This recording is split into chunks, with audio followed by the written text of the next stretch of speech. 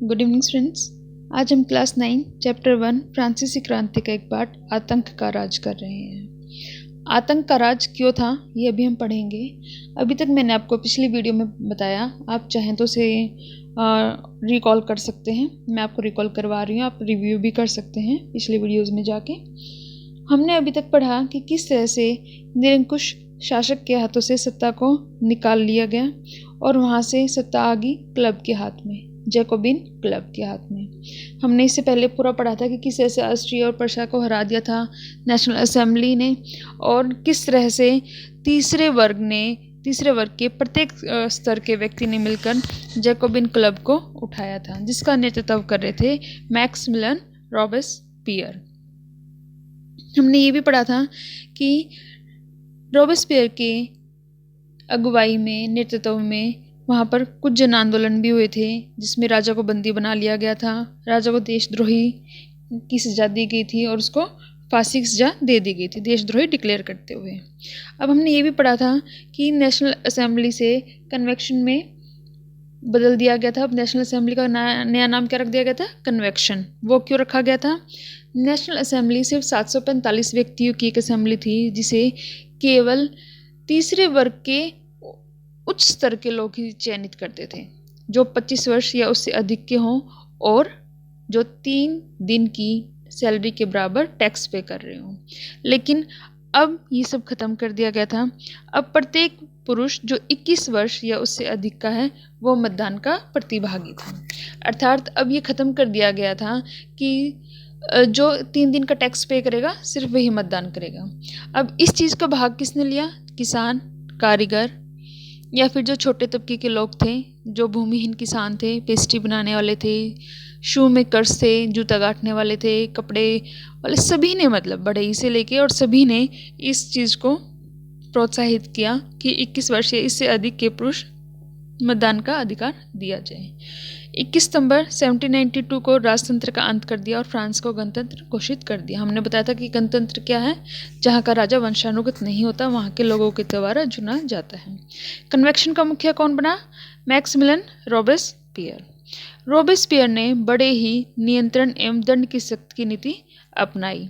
अभी तक हमने पढ़ा था कि जब निरंकुश सत्ता थी तब केवल पादरी वर्ग और कुलीन वर्ग का ही शासन था, ठीक है। उसके बाद ये चीज़ आ गई थी नेशनल असेंबली के हाथ में।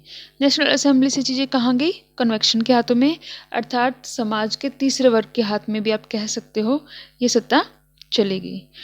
अब रॉबेस्पियर ने क्या किया कि चर्च और कुलीन वर्ग या फिर दूसरी राजनीतिक पार्टी या फिर अपनी ही पार्टी के व्यक्ति जो भी उनके किसी भी कार्य से असहमत होते, रॉबेस्पियर उनके खिलाफ क्रांतिकालीन न्यायालय में मुकदमा चलवाते और अगर वो दोषी पाए जाते तो इनको गिलोटीन पर चढ़वा के मरवा दिया जाता, बीहड़ करवा दिया जाता।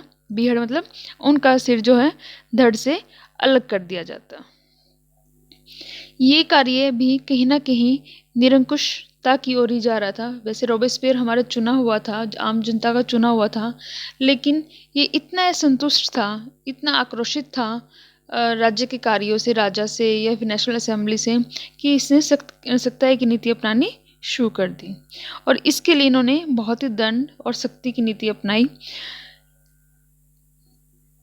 बहुत ही दंड और सख्ती की नीति अपनाया करते इन्होंने बहुत से अलग अलग कानून बनाए, जैसे मजदूरी एवं कीमतों की अधिकतम सीमा तय करना, गोश्त एवं पाव रोटी की राशनिंग कर दी। पहले क्या होता था कि जो केवल उच्च कैटेगरी के व्यक्ति होते थे वो पाव रोटी, मीट, गोश्त खरीद सकते थे, ठीक है। लेकिन अब हर चीज़ की कीमत तय कर दी गई।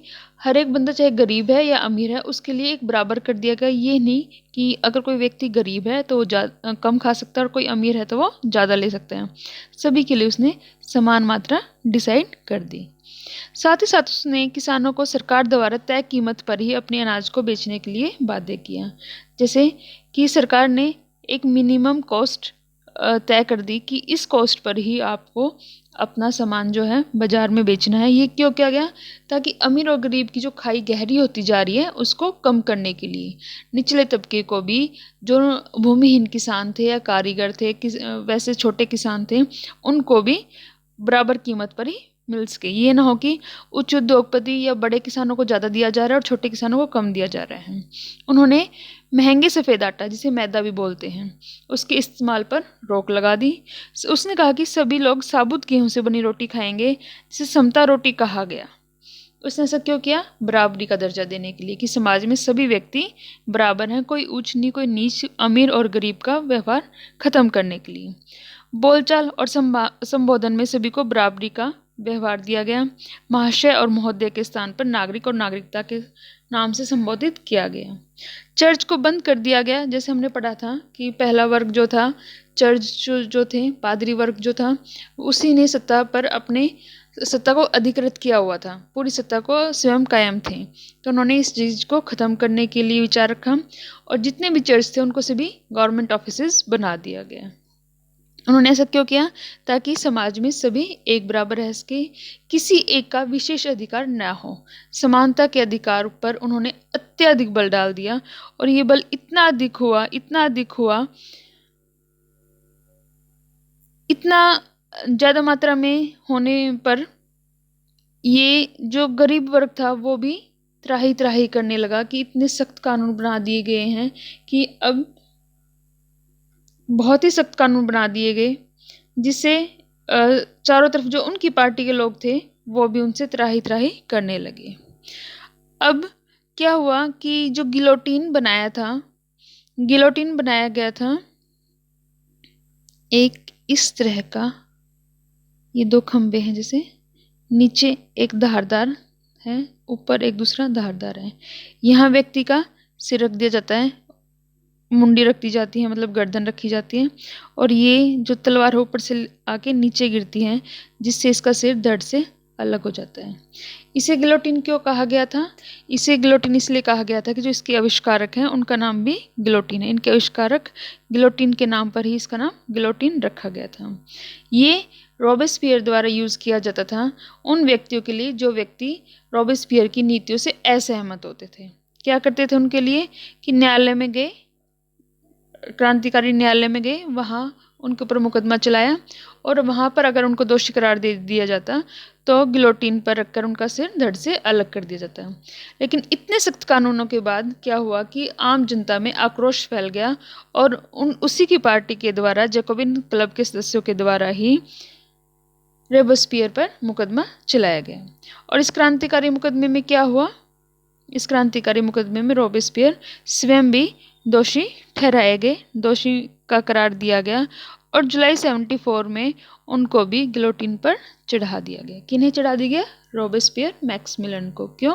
क्योंकि उन्होंने भी कुछ ज़्यादा ही सख्ती से कानून लेकर आए थे, जिससे आम जनता का जीना मुश्किल हो गया था। तो आम जनता ने क्या किया? उसको निकालने के लिए उसी के अगेंस्ट, उसी की पार्टी के द्वारा मुकदमा चला दिया गया, जिसमें वो दोषी ठहराए गए। और इस तरह से फ्रांस की क्रांति को आज़ादी मिली आतंक के राज से। ये भी तो एक निरंकुश ही होते जा रहे थे ना, कि अपनी मर्जी से सारे कानून लागू कर रहे थे। इन्होंने कन्वेक्शन की सुन्नी मना कर दी थी, क्योंकि इनको लगता था कि हम ही लोग सोसाइटी को रिप्रेजेंट कर रहे हैं। इससे आगे हम पढ़ेंगे बेटा डायरेक्टरी का शासन। ठीक है, उसके लिए हम कल सुबह मिलते हैं। ओके बेटा, गुड नाइट। अगर ठीक लगे तो प्लीज़ सब्सक्राइब कर देना। Okay, good night.